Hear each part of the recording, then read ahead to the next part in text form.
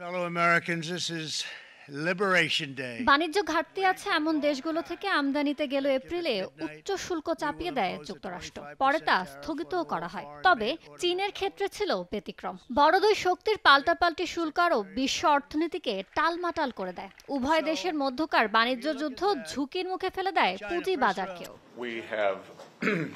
এবারে পাল্টাপাল্টি শুল্ক স্থগিতের বিষয়ে একমত হয়েছে ওয়াশিংটন ও বেজিং।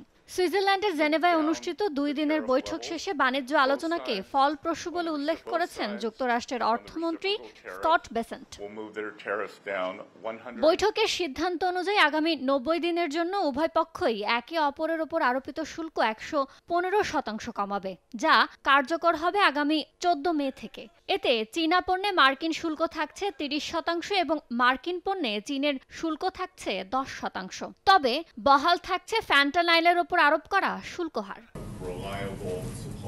এছাড়া দুই দেশ অর্থনৈতিক ও বাণিজ্য সম্পর্ক নিয়ে আলোচনা চালিয়ে যেতে একটি ব্যবস্থা প্রতিষ্ঠা করার সিদ্ধান্ত নিয়েছে। পরবর্তী আলোচনা মার্কিন যুক্তরাষ্ট্র, চীন অথবা অন্য কোনো দেশে অনুষ্ঠিত হতে পারে বলে জানিয়েছে বিবিসি। বাণিজ্য যুদ্ধের পারদ নেমে আসায় মার্কিন ডলার ও চীনা মুদ্রা ইয়েনের দরে তেজি ভাব ফিরে এসেছে। প্রায় 3% বেড়েছে জ্বালানি তেলের দামও। ঊর্ধ্বমুখী প্রবণতায় এশিয়া সহ বিভিন্ন দেশের পুঁজি বাজারে। ইয়ানুর শিফাত, সময় সংবাদ।